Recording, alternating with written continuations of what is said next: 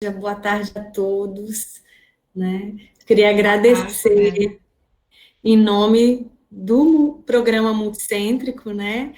Por mais um dia de aprendizado que nós teremos hoje. Agradecer em nome do programa, Cláudia, o aceite, né, desse nosso convite para que você mostrasse hoje um pouco da sua pesquisa, que a gente sabe que é tão grande, né, tão extensa, mas que eu tenho certeza que vai ser um fim de tarde de muito aprendizado para todos nós.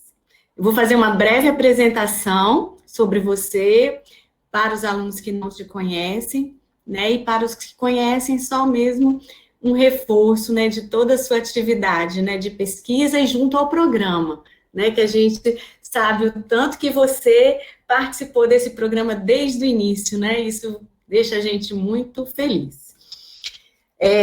Hoje a professora Cláudia Bueno Martinez vai fazer a apresentação dela com o tema efeitos de contaminantes ambientais em diferentes modelos e abordagens experimentais, né? A professora Cláudia tem uma linha de pesquisa extensa nessa área, né, trabalhando com biomarcadores genéticos, histológicos, bioquímicos, né, comportamentais também, né? Também trabalha com o efeito de contaminantes ambientais, né, em diferentes ambientes aquáticos, com ecogenotoxicidade, né, que é uma linha muito nova e uma linha muito promissora, né, da gente avaliar esses danos, né, que a gente sabe que estão ocorrendo e a gente precisa marcar de alguma forma, né, e com mecanismos bioquímicos também de toxicidade. A professora Cláudia, além de toda essa experiência na área, ela foi coordenadora do programa Multicêntrico, né, e durante um período extenso, de 2009 até 2015, né, então, a gente sabe, né, que na UEL, né, a UEL hoje está num processo, né, de saída, né, que a gente fica feliz por um lado e triste pelo outro, porque sempre foi uma associada de uma participação, assim, incrível no programa Multicêntrico, tanto do ponto de vista de qualidade da pesquisa, mas do quantitativo também, um grupo grande, produtivo, e um grupo muito bom da gente conviver. Então, Cláudia, eu te desejo uma ótima apresentação, viu? Estou ansiosa aí para ver o seu trabalho. Oi, Amélia, eu que agradeço, né, essa oportunidade de estar com o grupo do Multicêntrico, falando para os alunos. É um prazer muito grande poder estar com esse grupo, né, e poder mostrar um pouco do trabalho que a gente vem desenvolvendo aqui na UEL. Então, eu vou colocar aqui a minha apresentação, vamos ver se dá tudo certinho aqui, vou compartilhar com vocês a minha apresentação. Só peço que vocês deem um ok, porque agora eu só vejo a minha tela, não vejo mais vocês. Alguém pode falar para mim se está tudo ok? Tá sim, professora. Obrigada, gente. Então, vamos lá. Conforme a professora Amélia comentou, né, o título da minha apresentação é Efeitos de Contaminantes Ambientais em Diferentes Modelos e Abordagens Experimentais. Eu, como também a professora Amélia comentou, né, eu faço parte do Multicêntrico desde a sua criação, em 2009, né, eu me lembro perfeitamente, eu e a professora Marli estivemos numa reunião ali da SBFIS, em Águas de Lindóia, conversando naquela ocasião com a professora Patrícia, com a professora Adelina, falando, né, das nossas expectativas, com a professora Maria José, das nossas expectativas, o que a gente esperava, com o Multicêntrico, e, de fato, o programa foi muito importante para o nosso grupo aqui na UEL, né. Quando eu comecei a participar do Multicêntrico, eu entrei nessa linha, né, que é a linha de ecofisiologia, deixa eu pegar aqui a ponteira, o apontador está aqui, que é essa linha de fisiologia de animais. Na época era só fisiologia de animais aquáticos, aí depois entrar nos animais terrestres, né, que é uma linha do programa que busca estudar a função tecidual, celular e molecular de animais aquáticos e terrestres, então expostos a contaminantes ambientais e a identificação de biomarcadores, né? Então, é um pouco sobre essa linha que eu vou falar, que eu vou comentar aqui durante a minha apresentação. Eu vou comentar, basicamente, respostas de biomarcadores em animais aquáticos expostos a metais e agrotóxicos. Então, eu vou comentar principalmente, né, vou focar a minha apresentação nessas duas classes de contaminantes, falando, então, de biomarcadores em diversos níveis de organização biológica. E vou me ater, mais especificamente, em um modelo biológico. Apesar do título falar modelos biológicos, diversos modelos biológicos, eu vou falar dos modelos, outros modelos, mais no final da minha apresentação, mas eu vou começar falando do carro-chefe do nosso laboratório, que é esse peixinho aqui, que é o Propilodus lineatus, conhecido vulgarmente como curimba ou curimbatá, né? Quando eu comecei a trabalhar com água doce, quando eu vim aqui para a Universidade Estadual de Londrina, eu comecei a trabalhar com esse peixe, isso já faz bastante tempo. Então, nós temos já no nosso laboratório um conhecimento sobre a fisiologia básica desse peixe, o que nos permite, né, trabalhar com essa ideia de efeitos de contaminantes e comparar com o que a gente já conhece do que seria, né, o basal desse animal. Além do que, esse peixe é uma espécie nativa, representativa dos nossos ecossistemas, né? É uma espécie distribuída aqui na região sul da América do Sul, na bacia do Rio Paraná. É uma espécie bentônica, ou seja, uma espécie de fundo de importância econômica e tem hábito detritivo. O que quer dizer isso? É uma espécie que se alimenta de detritos, ou seja, ela está sujeita a incorporar contaminantes presentes no sedimento, além dos contaminantes que estão na coluna d'água. E isso, para a gente, é importante, porque os contaminantes, né, eles não só estão presentes na coluna d'água, como também eles acabam se acumulando no sedimento, né? Então, por isso, eu vou começar falando de biomarcadores que a gente estuda nesses animais, então, e dando exemplo de um metal, né, dois metais, na verdade, e o efeito de agrotóxicos para esse peixe, tá? Eu vou começar falando de biomarcadores fisiológicos, né, já que a gente está falando de um programa, né, que tem a fisiologia como base importante, eu vou falar um pouco de biomarcadores fisiológicos, fazendo uma breve recordação aí para quem esqueceu, que esses peixinhos aqui são peixes de água doce e, portanto, são hiperosmóticos em relação ao ambiente externo. A água doce tem uma osmolaridade muito baixa, 5 miliosmóis, em torno disso, e os teleósteos em torno de 300 miliosmóis.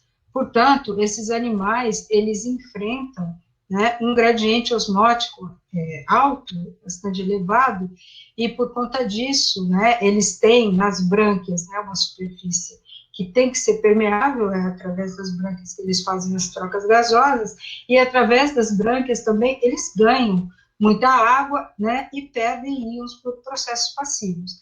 Essa água que eles ganham, eles têm que eliminar, e eles eliminam por uma grande quantidade de urina diluída.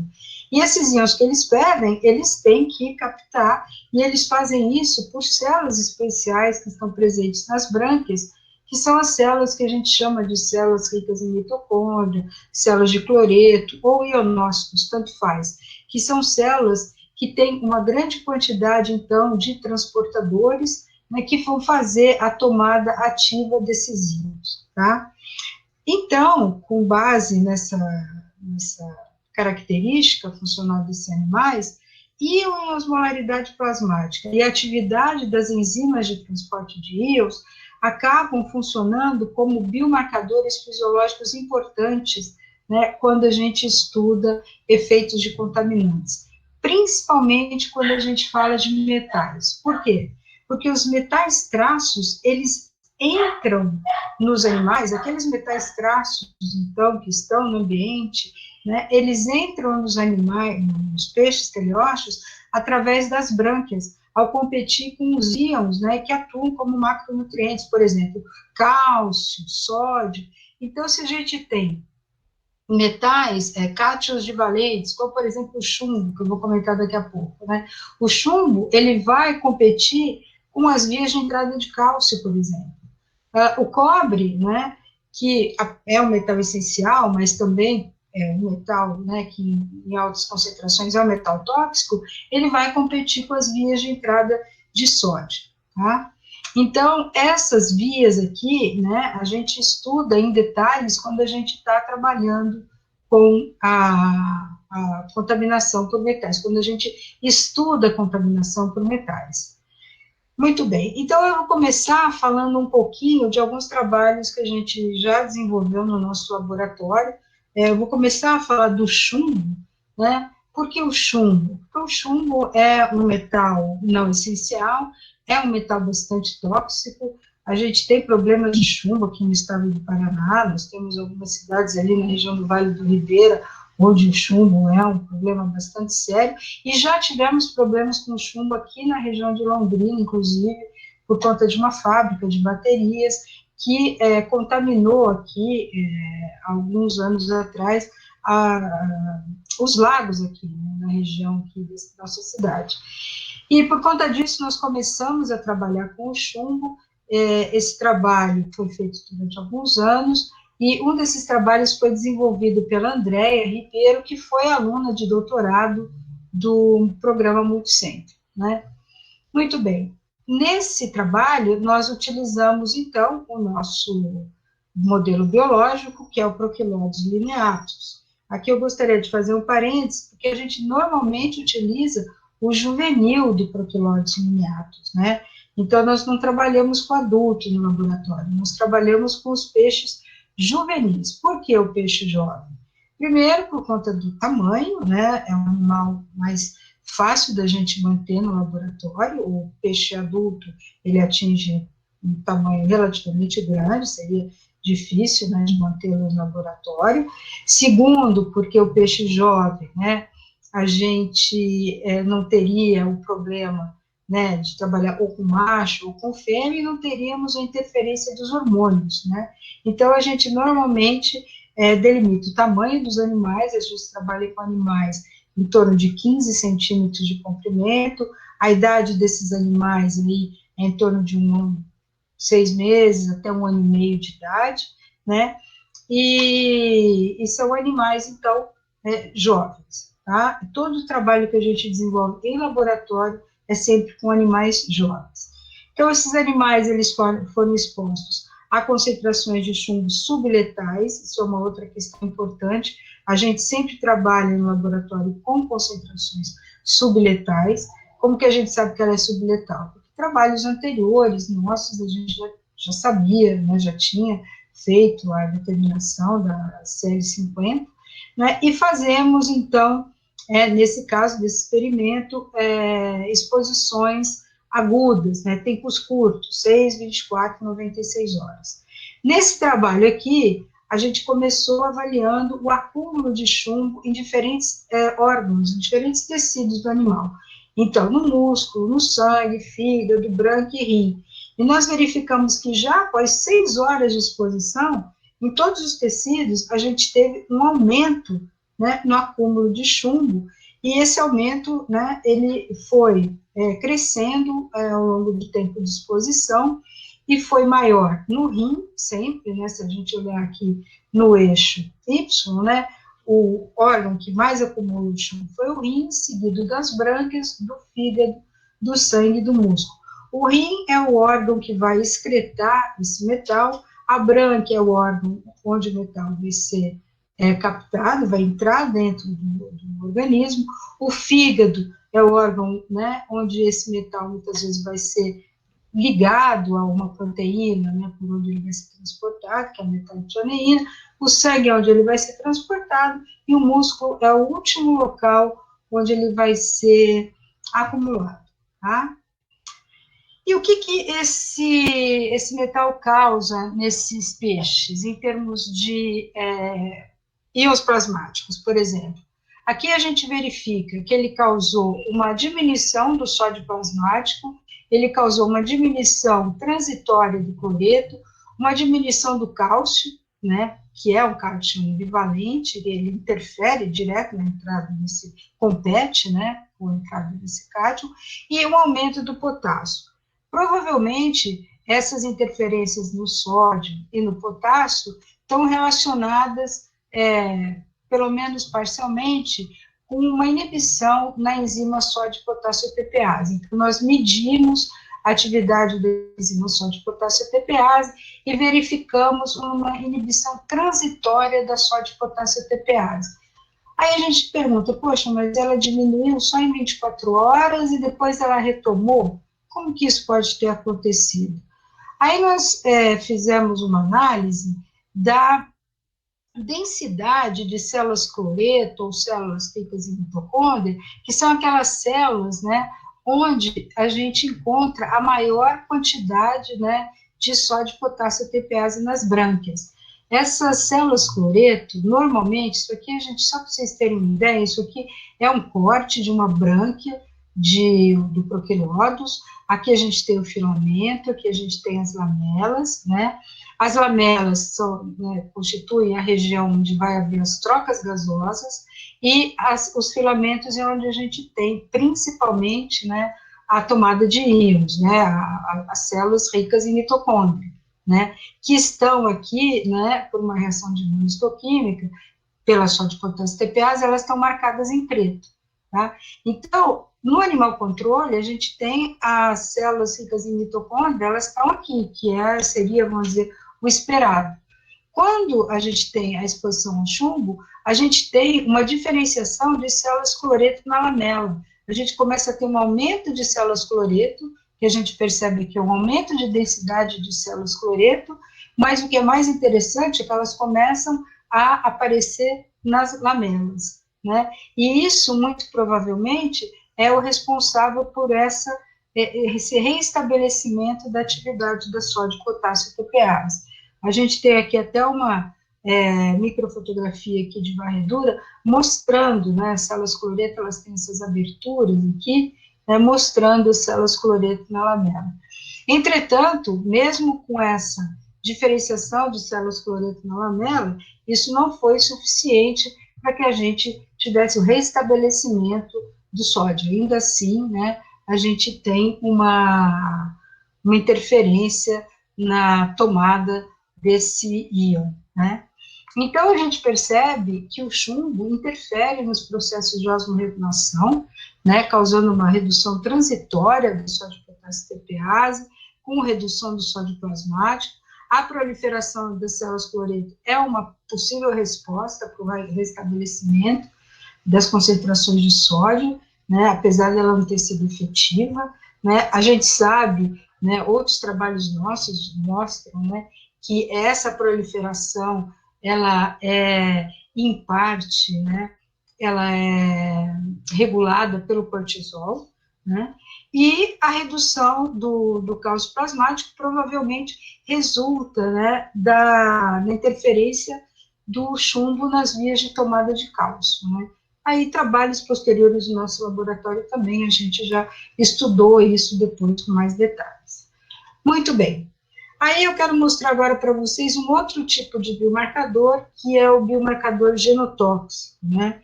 Então, usando biomarcadores genotóxicos, a gente pode estimar quebras no DNA. Um desses biomarcadores que a gente usa bastante no laboratório é o ensaio alcalino do cometa.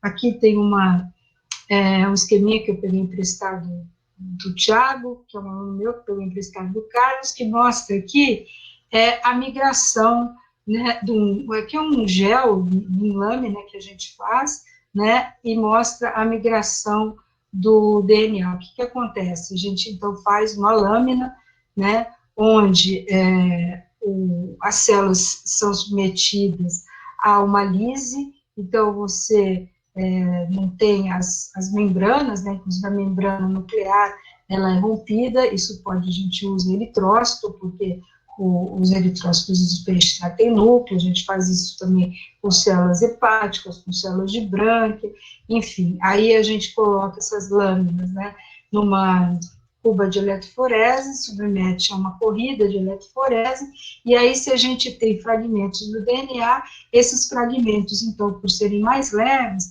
eles se deslocam, né, mais rápido nessa eletroforese, e a gente tem, então, a formação dessa cauda, e essa figura aqui parece um cometa, por isso que chama isso aí de cometa.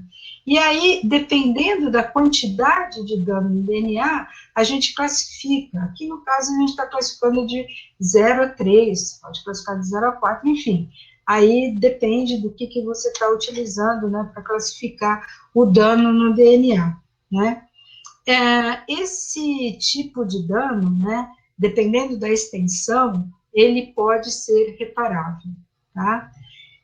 Então, continuando falando do chumbo, a gente fez um trabalho paralelo também com peixes expostos ao chumbo e mostramos que os animais expostos ao chumbo, após 96 horas, né, numa mesma situação como no trabalho anterior, eles apresentaram aumento significativo de quebras no DNA nos eritrócitos, nas brânquias e no fígado.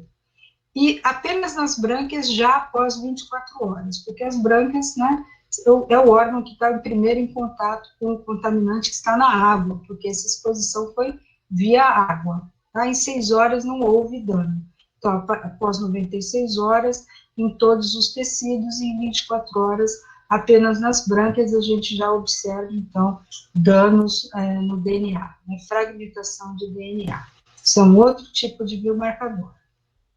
Um outro tipo de biomarcador também muito importante quando a gente trabalha com metais, e que podem ser classificados como biomarcadores bioquímicos, seria, então, o conteúdo de metalotianeína. As metalotianeínas são proteínas de baixo peso molecular, ricas em cisteínas.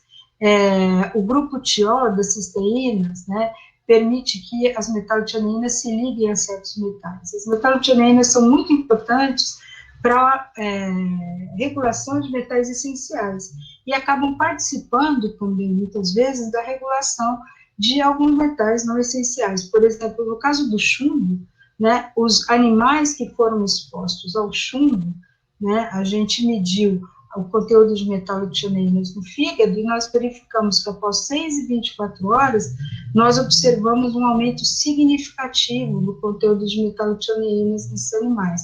Ou seja, 6 e 24 horas, a gente tinha um aumento de metalotianeínas que provavelmente estavam se ligando ao chumbo e estavam protegendo os animais, né? Então, isso a gente pode remeter ao slide anterior, que em 6 e 24 horas, no eritrócito e no fígado, a gente não teve dano no DNA, só tivemos na brânquia, porque a brânquia está lá, exposta à água, né? O chumbo está entrando.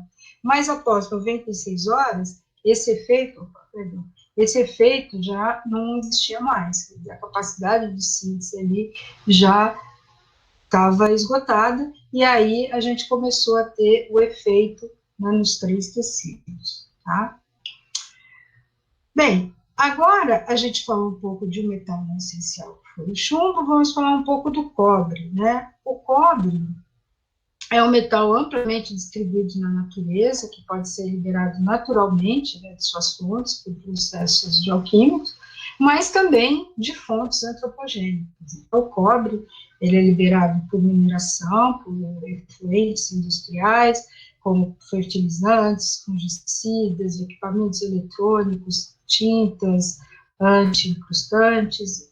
E a gente tem muito problema de cobre associado aqui na nossa região, por exemplo, na cidade de Londrina, onde a gente tem uma atividade agrícola muito intensa, muito problema de cobre associado a fertilizantes e agrotóxicos. O cobre, assim como o chumbo, né, eu já mostrei, ele também participa daquele mimetismo iônico, eu não vou comentar isso nesse momento. Eu vou comentar mais um pouco do cobre, sobre a questão do envolvimento do cobre, principalmente aqui na geração de espécies reativas de oxigênio. O cobre, devido ao seu alto poder redox, né, por ter a possibilidade de existir em duas valências, né, ele tem um poder de, se tiver em excesso nas células, né, ele tem um poder de produzir espécies cativas de oxigênio. Se essas espécies cativas de oxigênio tiverem, né, acima da capacidade das células, acima da capacidade antioxidante, né, das defesas antioxidantes das células, o que pode acontecer? Você pode ter aí uma situação de estresse oxidativo, onde você vai ter danos oxidativos, né? Então, é nesse sentido que a gente vai comentar um pouco desse trabalho que a gente desenvolveu aqui com o cobre, né, para falar um pouco desses biomarcadores mais associados ao estresse oxidativo. Esse trabalho aqui foi feito com o nosso modelo biológico aqui, juvenis de proquiloides lineatus. Esses animais, eles foram expostos a 3 concentrações de cobre, 5, 9 e 20 microgramas por litro. Quero falar um pouco dessas concentrações, porque 5 e 9, porque de onde você tirou essa concentração, Cláudia? 5 e 9 são concentrações abaixo das concentrações previstas na nossa legislação. Então, existe uma legislação, que é uma resolução, na verdade, né, do Conselho Nacional do Meio Ambiente, que é a resolução 357 de 2005, que estabelece os limites máximos que a gente pode encontrar em corpos de água para uma série de elementos e substâncias, né, orgânicas e inorgânicas. Então, para uma série de metais, uma série de agrotóxicos, de hidrocarbonetos, a gente tem uma lista, né, quanto é o máximo que você pode encontrar, se for água doce, se for água salobra, se for água ambiente marinho, né, e depende da destinação da água, a gente tem águas classe 1, 2, 3 e 4. Né, isso vai depender da destinação da água, não é de classe 1 e 2, são águas muito melhores, são águas que são destinadas, então, para locais onde você vai ter preservação ambiental, preservação da biota, né, parques, e águas 3 e 4 já são águas, vamos dizer, menos nobres, né, já, águas que não têm um uso tão específico, tá? Muito bem, então, por exemplo, para cobre dissolvido, a gente tem a legislação estabelecendo 9 para classe 1 e 2 e 13 para classe 3 e 4. Então, a gente resolveu trabalhar dentro desses limites, 5 e 9 está dentro desses limites. E 20 é uma concentração, né, que está acima desses limites, porém abaixo da concentração letal para proquiloides lineares, ou seja, as 3 são subletais, ok? E aí, a gente mediu nesse trabalho uma série de enzimas antioxidantes, então, as antioxidantes primárias, catalase, peróxido dismutase, glutationa peroxidase, medimos a quantidade de glutationa, que é um importantíssimo antioxidante, né? Medimos a atividade de enzimas de transformação, como a CYP1A e a glutationa transferase. E aqui nós tivemos pouca variação, né? Apenas a sódio aqui que aumentou nas duas maiores concentrações. Mas o que nos chamou a atenção, e o que de certa forma já era esperado, é que nós tivemos um aumento significativo, né, na quantidade de metalotioneína. Eu já expliquei isso para vocês antes, né, que a metalotioneína é uma proteína importante, né, para a homeostase dos metais, e um aumento significativo da peroxidação lipídica. Ou seja, apesar de a gente não ter tido, né, ou apesar de ter tido esse aumento aqui da superóxido dismutase, nós tivemos um aumento significativo da peroxidação lipídica, tá? Então, mesmo nas concentrações menores de cobre, né, no ambiente, ou seja, concentrações previstas na legislação, nós tivemos um aumento significativo de peroxidação lipídica no fígado desses peixes. Outro tipo de biomarcador que a gente utiliza bastante também quando a gente está avaliando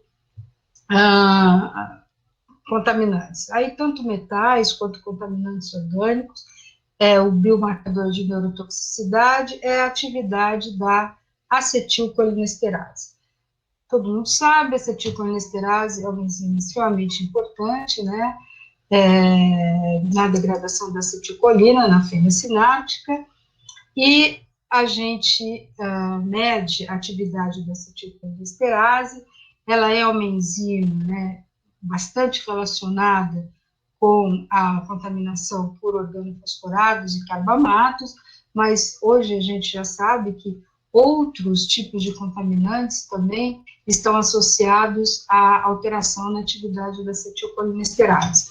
Aqui, no caso desse trabalho, nós observamos, né, uma redução significativa na atividade da acetilcolinesterase nos peixes expostos às 3 concentrações de cobre, né, no músculo, mas não observamos alteração na acetilcolinesterase da brânquia, né. O que acontece? Quando os animais têm uma redução na atividade da acetilcolinesterase, né, isso pode determinar alterações comportamentais.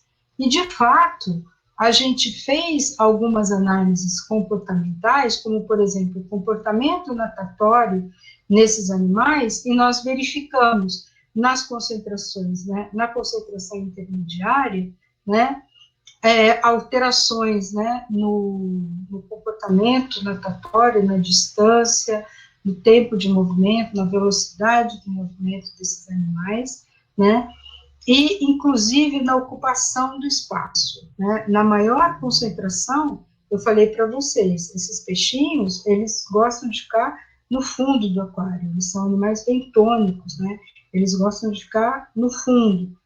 Mas o que acontece? Na maior concentração de cobre, eles começavam a ficar, principalmente, né, a ocupação do espaço, eles ficavam lá em cima, na superfície do aquário, né? A grande maioria ficava na parte superior, no estrato superior do aquário. Por que isso? Muito provavelmente também porque eles deviam estar buscando um local onde você tinha mais oxigênio, né? A região superior do aquário normalmente está mais oxigenada, tá? Bom, então eu falei um pouco para vocês do chumbo, que é um metal não essencial, alguns trabalhos, um trabalho que a gente desenvolveu, né, com chumbo, mostrando principalmente o envolvimento ali dos biomarcadores fisiológicos e genotóxicos. Aí a gente passou a falar um pouco do cobre, né, os biomarcadores bioquímicos, biomarcadores de neurotoxicidade, biomarcadores de comportamento. E agora eu quero falar para vocês um pouco, né, de trabalhos mais atuais. Um deles é a questão que envolve um pouco, né, de nanopartículas, né? Será que a forma nanoparticulada afeta a toxicidade do cobre para organismos de água doce, né? Então, a nossa preocupação surgiu porque o nanocobre, né, ele tem propriedades catalíticas, propriedades elétricas, propriedades ópticas, propriedades inclusive biocidas, que acabam fazendo com que ele seja muito utilizado em várias aplicações, né, em indústrias. Inclusive, ele tem sido utilizado como tinta anti-incrustante, então, em embarcações, em pesqueiros, e isso faz com que esse nanocobre seja liberado diretamente na água, né? Aí a gente pensa, será que o nanocobre, ele causa os mesmos efeitos que o cobre iônico? Então, para responder essa pergunta, nós desenvolvemos um trabalho que foi publicado esse ano, né, onde a gente fez exposição dos nossos peixinhos, do nosso modelo do Profilodes lineatus jovem, né, eles foram expostos, então, a concentrações correspondentes de cobre dissolvido na forma iônica e de nanocobre, né, por 96 horas, tá? Então, a gente preparou as soluções, né, tentando manter as mesmas concentrações, e a gente, quando mediu as concentrações de cobre, a gente viu que a gente tinha cobre dissolvido 10,3, né, quando era só o cobre, de cobre dissolvido na forma nano, né, 12,16, tá? E aí nós fizemos, então, as medidas dos efeitos. Aí nós verificamos, então, que os animais expostos ao cobre, eles tiveram muito mais efeitos do que os animais expostos ao nanocobre, e os efeitos foram diferentes, tá?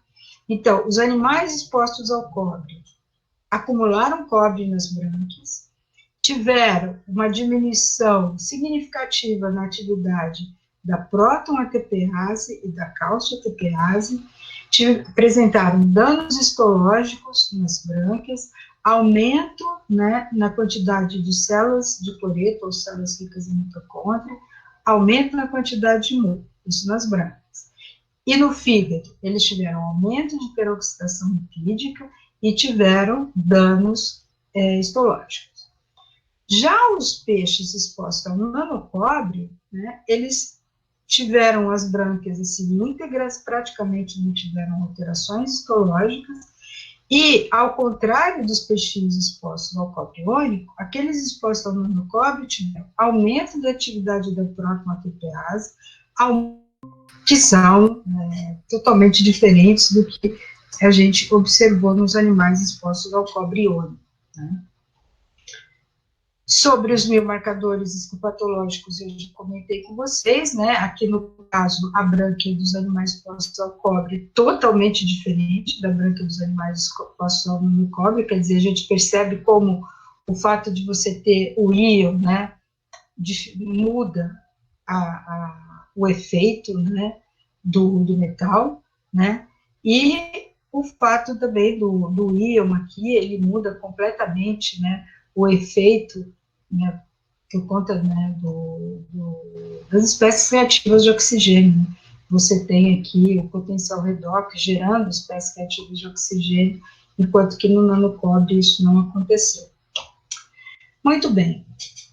E daí, para terminar essa parte de cobre e tal, eu vou entrar com um outro tipo de contaminante também, um trabalho mais atual, eu vou falar um pouco do microplástico, né? O microplástico é o tipo de contaminante que está presente atualmente no ambiente aquático, tanto marinho quanto de água doce, em grandes quantidades, e tem causado bastante preocupação, né?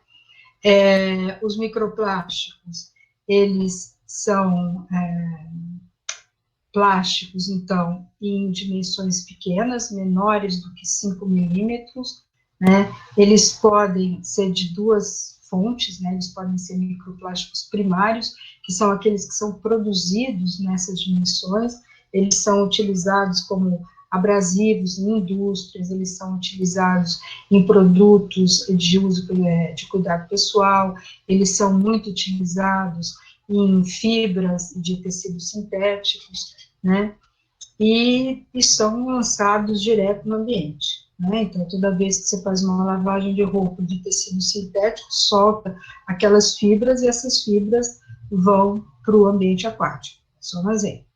E também a gente tem os microplásticos que surgem, então, da decomposição dos macroplásticos, né?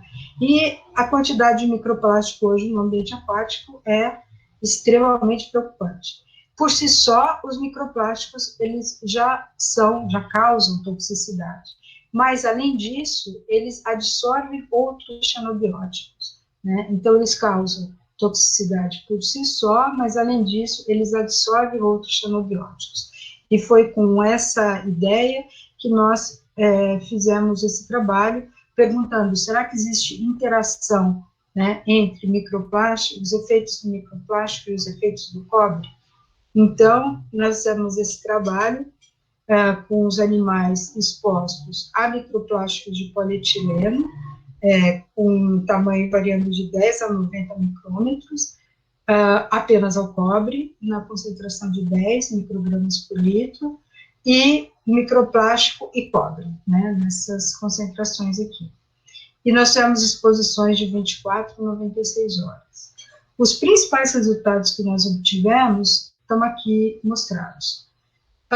Nós verificamos que o cobre reduz a atividade das chicolinesterases, isso a gente já sabia, né, no cérebro, mas o microplástico sozinho também reduz a atividade das chicolinesterases, isso a gente não sabia, e quando juntos, eles continuam reduzindo a atividade das acetilcolinesterases, tá?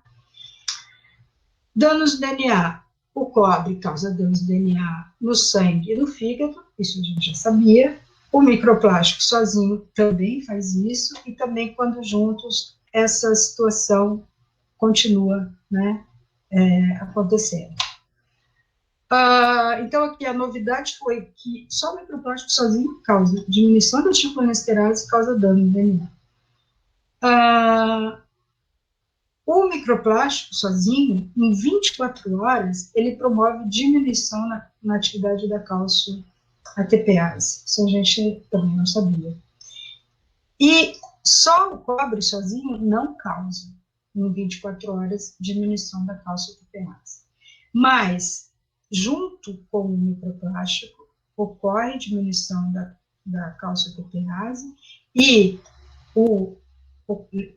ocorre a diminuição do cálcio plasmático, mas quando essa diminuição é maior, né, então existe uma intensificação desse efeito quando o microplástico está junto com o cobre em 24 horas, né. Esse efeito, né, na hipocalcemia, né, do cobre junto ao microplástico, é o efeito que a gente pretende investigar um pouco melhor. Ou seja, existe uma interação, né, nessa questão da regulação de cálcio, e só o microplástico sozinho, ele tem efeitos bastante preocupantes. Ok?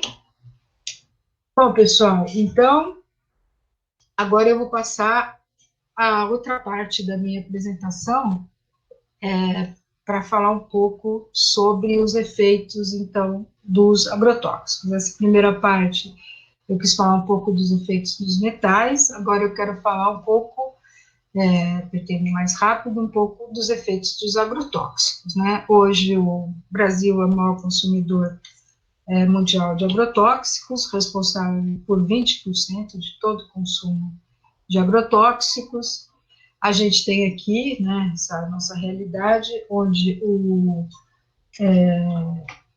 a quantidade de agrotóxicos vendida vem aumentando, né, a cada ano, né, além do aumento nas vendas, a gente tem um aumento bastante preocupante no número de agrotóxicos que têm sido registrados no nosso país, né, a gente tem acompanhado isso, né,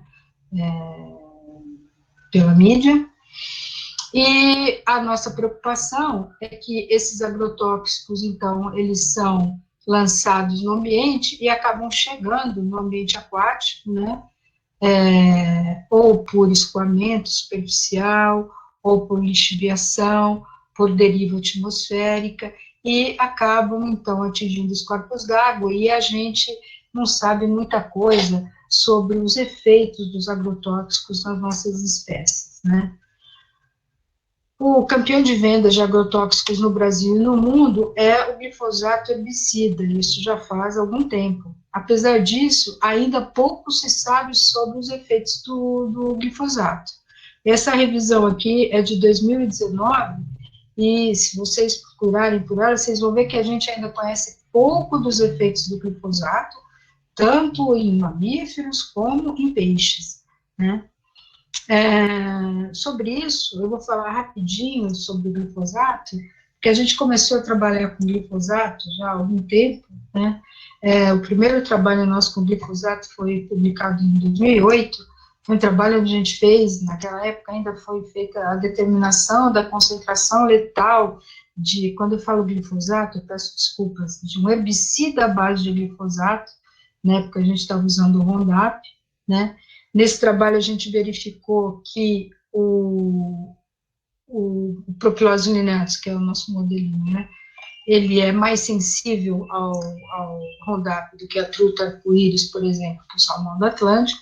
Isso já é um dado relevante quando a gente pensa né, em estabelecer limites permitidos na água, né, e o glifosato, nós já tínhamos observado que ele causava danos histológicos no fígado desses animais. Em trabalhos subsequentes, a gente mostrou que o Roundup causava, né, alterações na atividade de enzimas antioxidantes, aumento na glutationa, que é um antioxidante importante, entretanto, causava peroxidação lipídica no fígado. O Roundup também promovia a redução da atividade da acetilcolinesterase, né, quer dizer, apesar de ser um herbicida, ele está causando redução na atividade da acetilcolinesterase, né, veja, não é um herbicida, mas ele causa efeitos em animais, né. Nós vimos também que o Roundup causava danos no DNA de eritrócitos e em células das brânquias dos peixes. E um outro trabalho interessante que nós fizemos é com o surfactante desses herbicidas à base de glifosato, porque os herbicidas à base de glifosato, eles contêm água, o ingrediente ativo, que é o sal de glifosato, e eles têm que ter um surfactante, porque o glifosato, ele, para penetrar na folha, ele precisa de um agente facilitador, que é o surfactante, né? E esse surfactante, ele é muito tóxico, né? Então, nós fizemos um trabalho justamente para avaliar isso, foi até um trabalho também de uma ex-aluna nossa, do Multicêntrico, e nós verificamos, né, que o surfactante, ele é tóxico, né? Ele causa estresse oxidativo. Então, o glifosato causa problema, o surfactante causa problema e o produto formulado causa problema, tá? Mas a gente continua usando o glifosato, e o glifosato é bastante utilizado ao redor de todo mundo. Mas é preocupante, né? E o que preocupa é que, assim, a gente tem hoje, né, na nossa legislação, a quantidade de glifosato permitida nos corpos de água pela legislação, pela resolução CONAMA, águas de classe 1 e 2, você pode ter 65 microgramas por litro de glifosato. Águas de classe 3 e 4, 250 ou 280 microgramas por litro de glifosato. Água potável, que é a água que a gente bebe, pode ter 500 microgramas por litro de glifosato. É uma coisa muito preocupante. Água potável na União Europeia, você pode ter 0,1 microgramas por litro de glifosato. A gente permite 5.000 vezes mais glifosato na nossa água que a gente bebe do que na União Europeia. Enfim, mas eu quero agora dar mais atenção aqui para a atrazina. A atrazina é um herbicida, outro herbicida bem preocupante. Esses dados são de 2017, eu tenho falado isso, eu não consigo dados mais recentes atualmente. Antes a gente conseguia, se entrava no IBAMA, conseguia esses dados, eles eram atualizados, né, com uma frequência bastante grande. Desde o ano passado eu não tenho mais conseguido esses dados, então por isso que esses dados são de 2017. A atrazina é um herbicida que não se usa mais na União Europeia, mas é um herbicida muito usado aqui no Brasil e nos países também na América do Norte, né? A concentração de atrazina determinada como limite máximo na nossa resolução é de 2 microgramas por litro. Vocês verem o tanto que ela é tóxica, comparado com o glifosato, que é de 65 para águas de classe 1 e 2, a atrazina é 2 só microgramas por litro, é bem mais tóxica. Mas alguns trabalhos do nosso laboratório já mostraram a presença de atrazina. Esse trabalho a gente fez aqui num ribeirão aqui perto de Londrina, numa região agrícola. A gente viu atrazina tanto no sedimento quanto na água. Aqui em outro trabalho nosso, em Ribeirão aqui, é o Ribeirão dos Apertados, o Jacutinga, é um ribeirão aqui dentro da Mata do Godói. Olha, tinha atrazina. Ah, mas é bem abaixo da concentração. É bem abaixo mesmo, mas ela estava presente. E estava presente nos sedimentos também, tá? Então, a atrazina, ela está sempre presente nas águas que a gente coleta aqui na região, tá? E a atrazina, ela é bastante tóxica, como eu já comentei com vocês. 2 microgramas por litro, que é o que está previsto na resolução por norma para águas de classe 1 e 2, ela já causa diminuição da atividade da soja, da glutatina peroxidase, da catalase, isso em 24 horas só à disposição, né? Usando o nosso peixinho propilóides lineares, tá? E também a gente já percebe danos no DNA, né, após 48 horas de exposição, né, em concentrações, por exemplo, de 2 microgramas por litro, tá? Aí, comentando um pouco, né, de alternativas, né, para a atrazina, porque parece que é uma molécula importante para o controle da broca do café, apesar de sua toxicidade. Então, a gente fez um trabalho com a atrazina, se ela for colocada dentro de uma nanocápsula, né? Então, a pergunta que a gente fez nesse trabalho foi: se você colocar a atrazina dentro de uma nanocápsula, será que isso reduz a toxicidade desse herbicida? Então, a atrazina ela foi colocada dentro de uma nanocápsula sintética, né, de um polímero sintético. E aí, a liberação da atrazina, dessa nanocápsula, ela é mais lenta, né?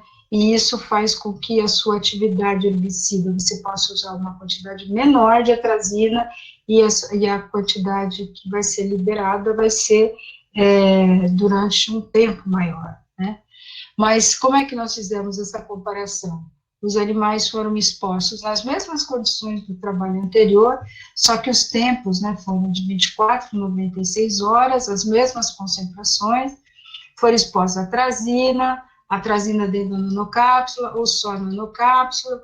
Aí nós medimos todos aqueles biomarcadores, que eu já comentei com vocês, né, e aí, eu não vou entrar em detalhes de cada resultado, de cada biomarcador, para não ficar muito cansativo, mas aí a gente integrou tudo num índice de respostas de biomarcadores. Como é que a gente faz esse índice? A gente avalia, né, quantos biomarcadores foram alterados em cada situação experimental, né? Então, se vários biomarcadores foram alterados, o índice, quanto mais biomarcadores se alterarem numa determinada situação, maior vai ser o índice, né? Então, o resultado disso ficou que a atrazina teve um índice maior do que a nanotrazina, que foi maior do que só a nanocápsula, né? Mostrando, então, que a atrazina, ela foi mais tóxica em comparação com a nanotrazina e em comparação só com a nanocápsula, tá? Muito bem. Aí, o último trabalho que eu quero mostrar para vocês, tem um tempinho ainda aí, tá tudo bem? Vocês estão escutando? Tem sim, professora Cláudia, pode ficar bem tranquila. Tá bom. Então, estou terminando aqui, tá? Então, para mostrar, assim, né, um trabalho que eu acho que o trabalho mais aplicado de tudo isso, né, é um trabalho de campo que a gente desenvolveu com um biomonitoramento in situ. O que é o biomonitoramento in situ? É quando a gente vai para o campo, né, para avaliar, então, esses biomarcadores em animais que são levados ao campo, e eles vão ficar lá no campo, dentro de gaiolas, né? Então, esse tipo de biomonitoramento ativo, ele tem maior relevância ecológica, porque ele leva em consideração todas as interações, né, entre as variáveis bióticas, ou seja, o que acontece com o animal, as variáveis físicas e químicas do ambiente, e você leva um animal que você conhece para o campo, né? Então, você conhece o período exato de exposição, você consegue, padronizar as características dos organismos utilizados no teste, tais como idade, sexo e tamanho. Isso é muito importante, porque quando você vai para o campo para coletar um animal, que acontece? Você nem sempre vai coletar animais do mesmo tamanho, ou animais do sexo que você quer, ou da mesma espécie. Trabalhar com peixe é complicado, né? Desculpa, gente, os cachorros aqui estão latindo. Enfim, então, a gente fez um trabalho com testes in situ, né? Os animais foram levados para o campo e foram mantidos nesses tanques, né? Nessas gaiolas aqui de 6.000 litros, né? Essas gaiolas, elas eram instaladas no ambiente que a gente ia avaliar 4 semanas antes da introdução dos peixes, de modo a permitir a entrada do material particulado e do sedimento, né? Aí as gaiolas eram colocadas direto no fundo, né?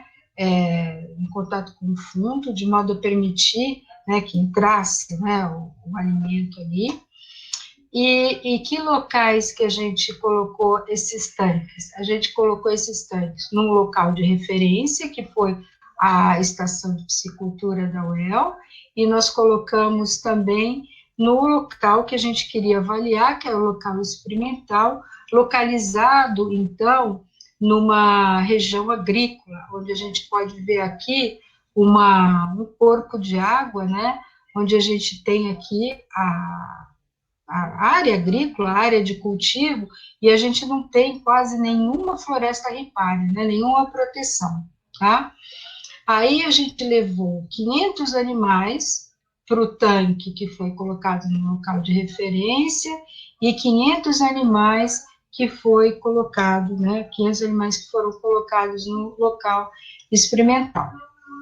Aí, esses animais foram colocados, então, no primeiro dia, no dia 0, antes de serem levados para lá, um lote de animais foi amostrado, aí depois que eles foram colocados, né, nos locais, nos tanques, eles foram amostrados depois de 5, 15, 30, 60, 90 e 120 dias.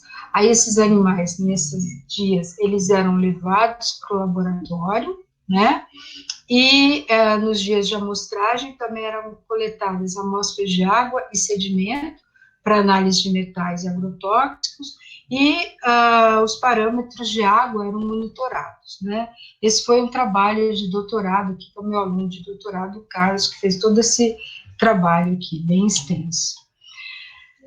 Bom, aí a gente tem aqui uma parte do trabalho, a gente mediu vários biomarcadores nesse trabalho, né, eu vou mostrar apenas alguns deles, né, os animais iam para o laboratório, e aí a gente tentava extrair todo o possível, né, todos os tecidos, né, possíveis para poder fazer análise no laboratório.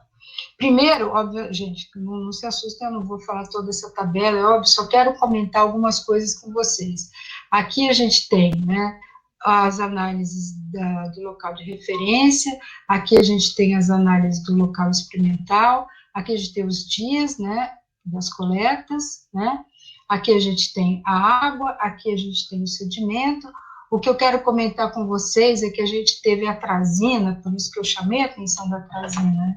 A atrazina, ela foi detectada no local de referência e no local experimental em todas as amostras, né? Então, a atrazina estava sempre presente, tá? Por isso que eu queria, né, por isso que eu ressaltei a questão da atrazina. Claro que em concentrações maiores, né, na maioria das vezes no local experimental, mas ela estava lá presente. Um outro composto que foi bem comum foi o carbendazim, né, que é um fungicida que a gente tem encontrado ele com uma certa frequência aqui na região de Londrina, né, inclusive no manancial aqui.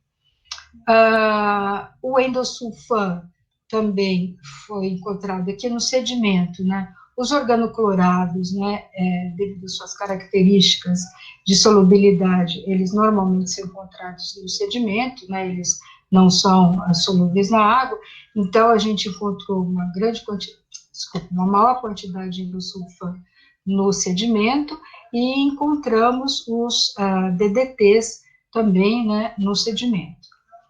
Quando a gente avaliou os organoclorados nos animais, né, nós encontramos uma tendência de aumento de concentração de organoclorados no fígado dos animais, com um aumento significativo, né, no fígado dos animais após 120 dias de confinamento, e dentre os organoclorados que foram observados, a gente viu uma maior quantidade de endosulfan. Além dos organoclorados, a gente observou, né, também concentrações elevadas de cobre, cromo, cádmio, níquel e zinco no sedimento dos locais experimentais. Vocês lembram que eu comentei, né, que esses metais, principalmente o cobre, é muito utilizado nos agrotóxicos, né, e nós também encontramos cobre, cromo e cádmio no fígado dos animais, seguido do cérebro e do rim, né, dos animais mantidos nos locais experimentais, tá? Dos biomarcadores, eu vou mostrar aqueles que se destacaram, né? Então, a gente observou, né, aqui em azul, são os resultados dos animais que foram confinados no local experimental, que é aquele, então, lá no local, na área agrícola, né, está em azul, e aqui, em cor de laranja, são os animais que foram confinados no local referência, né?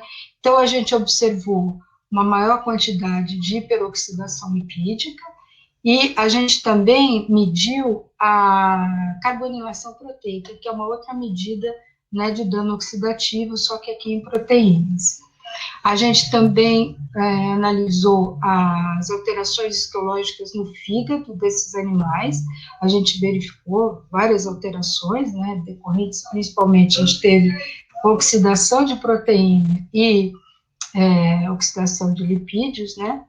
Aí, quando a gente fez uma análise semi-quantitativa, a gente viu, né, a gente calcula, né, o grau de alteração tecidual, e a gente viu um aumento, né, desse grau de alteração tecidual, né, ao longo do tempo, e valores acima de 50, que denotam dano tecidual severo, com provável comprometimento do funcionamento normal do fígado, tá?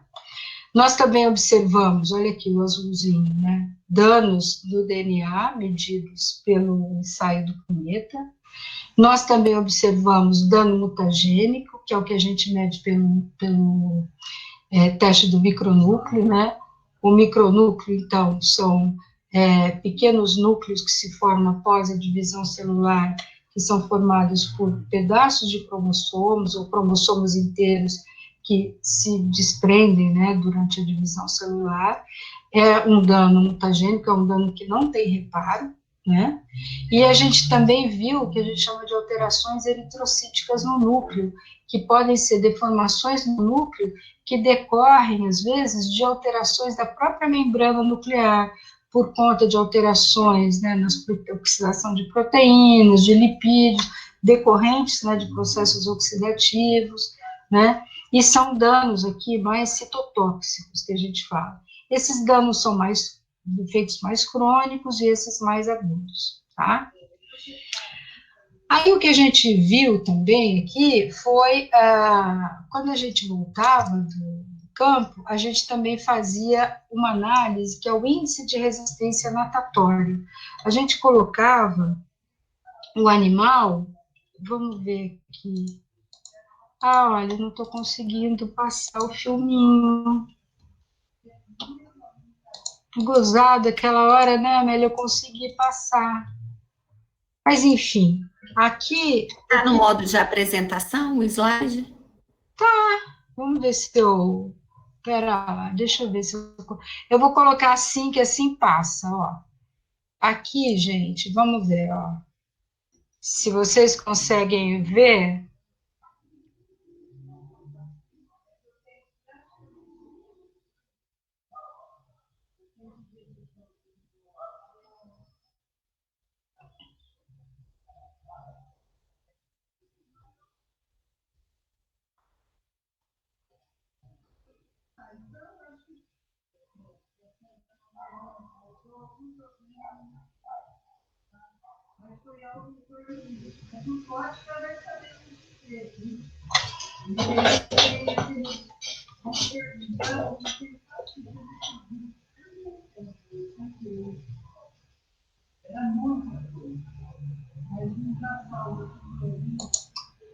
Pronto. É que, na verdade, isso é que a gente mede é o índice de resistência natatória, né? O que a gente faz? O animal, ele é colocado para nadar contra uma corrente, né? A gente aumenta esse fluxo de água e a gente vai anotar quanto tempo que ele consegue ficar nadando contra esse fluxo. Isso que é a resistência natatória, né? Isso para o animal é super importante. Então, a gente, claro, você vai medir o quanto que ele consegue permanecer nadando conforme o fluxo vai aumentando, né, contra ele. E isso mostra, então, essa capacidade, esse fitness do animal. E, então, o que a gente observou? Logo após a primeira amostragem, depois de 5 dias que o animal estava no confinamento, a gente percebeu que aumentou esse fitness dele. E depois disso, esse animal ele foi diminuindo essa capacidade natatória, né? Aí a gente percebe, aumentou e isso foi diminuindo, né? Provavelmente esse aumento, né, esteja relacionado com talvez uma resposta de estresse inicial, onde o animal está melhor, né? Habilidade melhor, e isso vai caindo, e é claro que aqui isso tem implicações ecológicas importantes, né, a partir do momento que o animal não consegue mais, né, se deslocar, então ele não consegue mais fugir de situações estressantes, né, como um predador, por exemplo, né, isso tem, então, consequências, né, implicações ecológicas importantes, como eu já disse. Bom, em resumo, acho que esse trabalho, quando a gente vai para campo e a gente usa, né, essa série de biomarcadores, né, a gente mostra que o estado de saúde do animal, ele fica bastante comprometido quando a gente vê acúmulo de organoclorados no organismo do animal, o que levou, então, a danos oxidativos, danos DNA, danos histológicos, comprometimento, né, da capacidade natatória do animal, que resulta, né, do comprometimento do estado de saúde do animal. De modo que, de maneira geral, a gente pode dizer que os agrotóxicos, né, que estavam presentes lá, né, e junto com eles aqueles metais, né, impactam negativamente os ambientes aquáticos e organismos não alvo. E o seu uso controlado é essencial para a preservação da saúde dos nossos rios e dos nossos peixes, né? Bem, eu comecei, o título dessa apresentação envolvia diferentes modelos e diferentes abordagens. Então, eu falei de diferentes abordagens quando eu comentei com vocês, basicamente, as abordagens em laboratório e abordagem em campo. Né? Eu mostrei basicamente 2 abordagens. O modelo, eu falei para vocês do nosso Proquilodes linearis, mas não é o único modelo que a gente trabalha em laboratório. Eu quis mostrar o Proquilodes porque talvez seja um modelo que a gente conheça com mais profundidade, com o qual a gente trabalha há mais tempo. Mas a gente está trabalhando com outros modelos. Então, de peixes, né, nativos, a gente também trabalha com os geófagos brasilienses, que é o cará ou a cará. Esse animal é interessante, principalmente porque se trata de um animal eurialino, ou seja, diferentemente do Proquilodes, ele pode oh, meu Deus do céu, fugiu a palavra, ele pode suportar desvios de salinidade, né, variações de salinidade, então, para a gente é um modelo importante quando a gente está estudando osmorregulação, tá? O lambari, que é o Astyanax altiplano, para a gente é um modelo muito importante, é um modelo que a gente usa bastante em campo, né? A gente já tem vários trabalhos com animais coletados em campo, né? Os Xênix, que a gente vai lá no campo e coleta, também temos trabalho no laboratório com ele, né? É um animal onívoro, né? Um animal que fica na coluna d'água, né? Um outro animal que a gente tem trabalhado com ele é o Óperas malabaricus. Eu tive uma aluna minha, Angélica, que trabalhou no doutorado com ele. Ele é um animal topo de cadeia, um animal carnívoro, né? Ele é um animal interessante também para trabalhar, ele tem características diferentes dos demais, e a gente pode trabalhar com diferentes vias de exposição. Eu mostrei para vocês trabalhos via água, mas a gente também tem trabalhos via trófica. Então, no trabalho recente, que foi desenvolvido por essa minha aluna Angélica, no doutorado, o que a gente fez? A gente fez a avaliação dos efeitos de metais, o cobre e o cádmio, mas principalmente foco no cobre, né, comparando a exposição ao cobre via água e via trófica. E nós observamos que, dependendo da via de exposição, os efeitos ao metal podem ser diferentes, né? Então, a gente contaminava o lambari com cobre e dava o lambari contaminado para a traíra comer.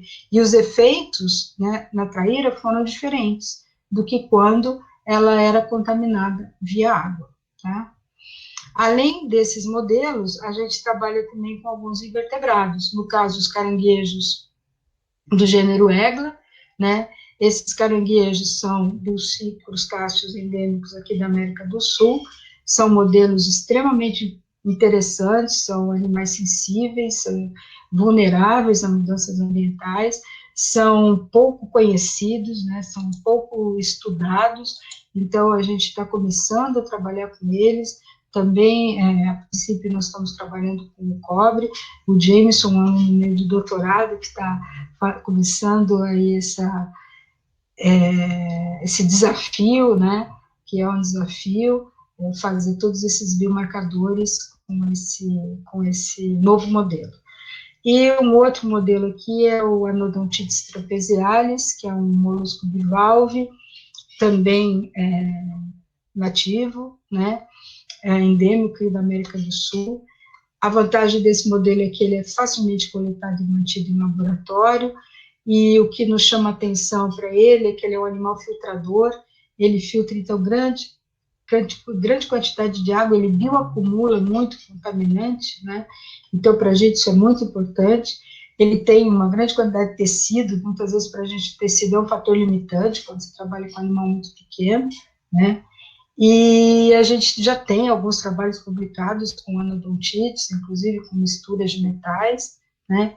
E agora a gente está trabalhando, né, com ele, a Milena, uma aluna de doutorado, está trabalhando com fármacos, misturas de fármacos, a Duda está trabalhando com anodontites também, com nanopartículas metálicas, enfim, nós estamos já desenvolvendo mais trabalhos com anodontites. E esse aqui, o zebrafish, que não é novidade para ninguém, já é um modelo muito conhecido na ecotoxicologia, mas é um modelo que permite a gente fazer estudos em diferentes gerações, né? Ele é um ótimo modelo porque ele tem um ciclo reprodutivo curto, alta capacidade de reprodução, a gente consegue trabalhar com o embrião e com o adulto, e a gente consegue trabalhar, então, expondo os parentais e trabalhando com geração F1, F2, então a nossa ideia aqui é trabalhar, a gente está trabalhando com microplástico, a gente está trabalhando com agrotóxicos, né, com o Tiago, no doutorado, a Jéssica, no doutorado, a Maíra, aluna de mestrado, com nanopartículas, a gente está trabalhando com esse modelo, né, justamente porque ele permite nos trabalhar com embrião e trabalhar com diferentes gerações. Bom, gente, eu acho que eu me estendi um pouco aí no tempo, gostaria de, então, finalizar agradecendo a Universidade Estadual de Londrina, ao apoio financeiro aos agentes e financiadores, CNPq, Fundação Araucária, CAPES, FAPESP, ao apoio dos pesquisadores, né, professores que atendem comigo lá no laboratório, o professor Paulo, a professora Juliana, ao Wagner, que falo para ele, o braço direito, esquerdo, que é o nosso técnico, que sem ele a gente não faz nada, aos alunos, que são, né, o coração do laboratório, né, que mantém o laboratório vivo, e estão sempre animados e mantém a gente animado aí para continuar tocando a pesquisa. Agradeço muito a atenção de vocês, aqui está meu e-mail, eu fico à disposição para perguntas, eu sinto muito se eu me estendi no tempo e se foi um pouco cansativa a apresentação, mas eu fico aí à disposição para você tirar dúvidas, o que for preciso. Obrigada pela atenção, pessoal. Cláudia, nós que agradecemos. Eu vou fazer minhas considerações no final, mas nós temos uma pergunta da Júlia. Eu vou falar para você, né, se a Júlia quiser falar também. Ela está perguntando, primeiro ela está elogiando, né, sua apresentação. Eu posso, Amélia, eu posso tirar a apresentação? Pode, eu acho que você já está tirando. Será que eu... À vontade. Deixa eu tirar, então, porque assim eu posso ver vocês, porque eu fico aqui nessa situação, é muito chato, né? A gente fica... Deixa eu tirar, então, tá. Pronto. Ela está perguntando, Cláudia, se eu você tirei tem a apresentação? Tirou, estamos nos vendo já. Ela pergunta se você tem algum dado sobre animais nas águas contaminadas dos desastres ambientais que aconteceram, né, recentemente em Minas, de Mariana e Brumadinho, né, que ela cita, né, que nesse material, né, do derramamento tinha, né, a presença desses metais pesados, mas se existe alguma coisa já sobre essa questão da contaminação dos animais nesses leitos contaminados. Olha, quem que perguntou, Amélia, desculpa? Júlia Peçanha. Júlia, existe, sim, alguns trabalhos que estão sendo feitos, né? Nós até no nosso laboratório fazemos alguns trabalhos também com alguns animais que são coletados ali, mas eu não sei até que ponto que esses dados já estão sendo divulgados, sabe? Eu não conheço, assim, trabalhos já publicados com esses dados. Eu estou falando assim, eu não conheço, assim, trabalhos, eu sei que existem, né, vários trabalhos sendo realizados, vários trabalhos sendo feitos com esses biomarcadores, todos que eu comentei com vocês, tanto os biomarcadores de danos genotóxicos, de estresse oxidativo, biomarcadores esses de transporte de íons, né, mas eu desconheço a publicação desses dados, tá? Certo. A Júlia está se identificando que ela é do programa multicêntrico lá da Unipampa de Uruguaiana. Ah, ok, Júlia. Mais alguma pergunta que alguém gostaria de fazer? Aproveitar, professora Cláudia. Eu fico à disposição, viu, Amélia? Aqui não sei se o horário também está meio... Né? A Josi quer falar comigo. Fale, Josi. Oi, boa tarde a todos. Obrigada, professora Cláudia, pela excelente apresentação. Os dados são muito bonitos. E a minha pergunta é mais nesse sentido extremamente preocupante que você colocou para a gente dos agrotóxicos, né? Eu queria perguntar, primeiro, você falou alguma coisa, mas esse dano na ecologia, né, na fauna, na cadeia alimentar, não sei, desses peixes, se vocês têm alguns dados mostrando que isso de fato eu já tenho uma diminuição do número desses peixes e a cadeia que ele pertence a toda uma alteração, se vocês já fizeram esse tipo de estudo. E o outro, é preocupante esse chumbo, né, ou os outros metais pesados que você mostrou, cobre. Se também tem algum estudo mostrando isso na nossa alimentação, o quanto nós somos afetados por isso.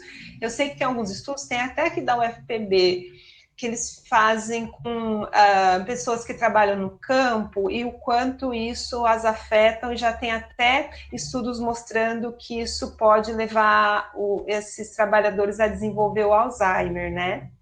E aí eu queria, dos peixes, dessa alimentação que a gente tem, já tem algum estudo mostrando algum dano, ou se o quanto nós temos desse chumbo que vem dessa alimentação, desse metal pesado? Josiane, tem sim. É que eu não trabalho exatamente com essa perspectiva, né? Mas tem sim. Tem vários trabalhos, inclusive muitos trabalhos com mercúrio, né? Principalmente na região amazônica, que mostra a contaminação da população ribeirinha, que se alimenta com mercúrio, e o fato de ter muito mercúrio. Tem sim, aqui na região do Paraná, da população ali do Vale do Ribeira, que usa muitos peixes ali que são contaminados com chumbo. Existe muito trabalho nesse sentido, de contaminação humana. Tem sim, tem sim. É que o nosso trabalho, a nossa perspectiva é mais em relação à ictiofauna mesmo, né? A fauna, não só a ictiofauna, mas a biota aquática, né? Mas em relação aos humanos, tem sim. Tem bastante coisa. E é bastante preocupante, tanto no que diz respeito aos metais, como no que diz respeito aos agrotóxicos, né? Professora Cláudia Maciel também quer fazer uma pergunta para você, nosso representante aí discente. Oi, professora Cláudia. Boa noite a todos. Oi, Maciel. Primeiro, parabéns pela apresentação, ótimo e esclarecedor. E eu gostaria de fazer uma pergunta, e até desculpa por ser tão leigo no assunto. A senhora mostrou alguns dados ali com relação ao comportamento, né, desses animais frente a essas exposições.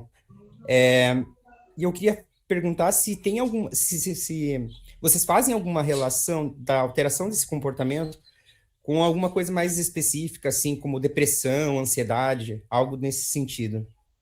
Sim, pode ser feito, sim. Comportamento.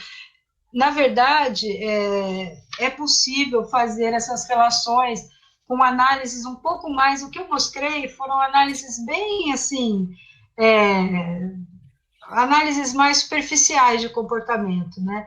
Mas existem algumas análises um pouco mais específicas, né? Onde você pode, sim, relacionar com comportamentos ansiogênicos, ansiolíticos. É possível, sim, é possível. Maciel, dá para fazer. Obrigado. Nada.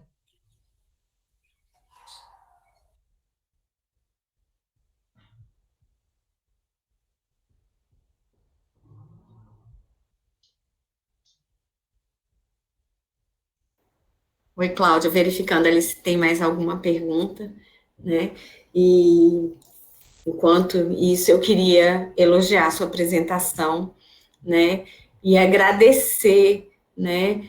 Pelo empenho no seu preparo do material. Foi extremamente didática a apresentação, né? Muita clareza na exposição, né? Você é excelente apresentadora. Eu acho que mesmo quem não trabalha na área aprendeu muito hoje com você aqui. Esse é o objetivo, né? E eu fico muito feliz. Eu queria aproveitar, né, para fazer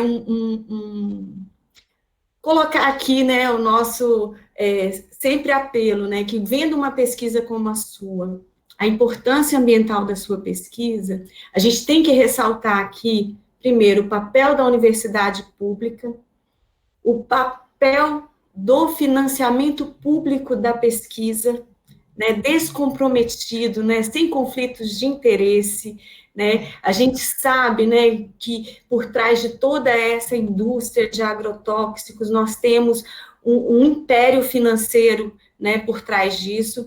Então, eu acho, assim, fundamental, né, que a gente possa ter acesso a essas informações, e para isso, né, o canal da ciência feita na universidade pública, com verbas públicas, é fundamental. Eu só queria ressaltar isso.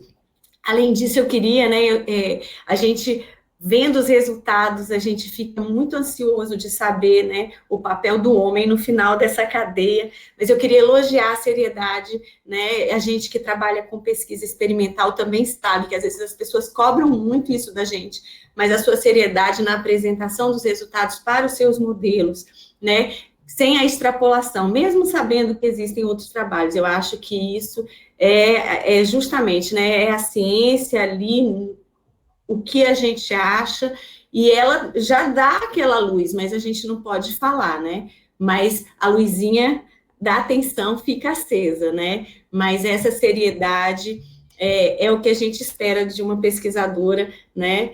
Com uma pesquisa de ponta, como vocês fazem aí, tão importante.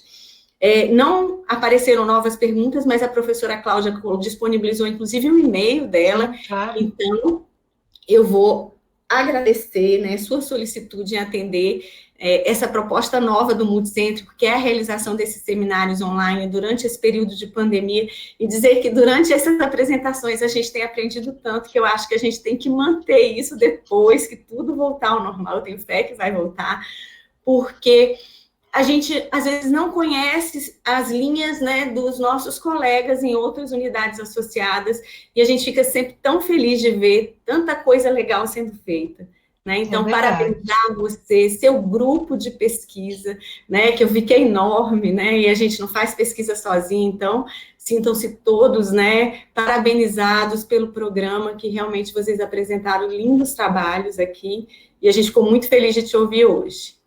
Obrigada, Amélia. Eu que agradeço a presença de todos. Muito obrigada. Então, gente, até nosso próximo seminário. A gente logo já vai divulgar o próximo tema, né? Um abraço para todos, um abraço virtual, mas com muito afeto para todos vocês. Cláudia, um especial para você.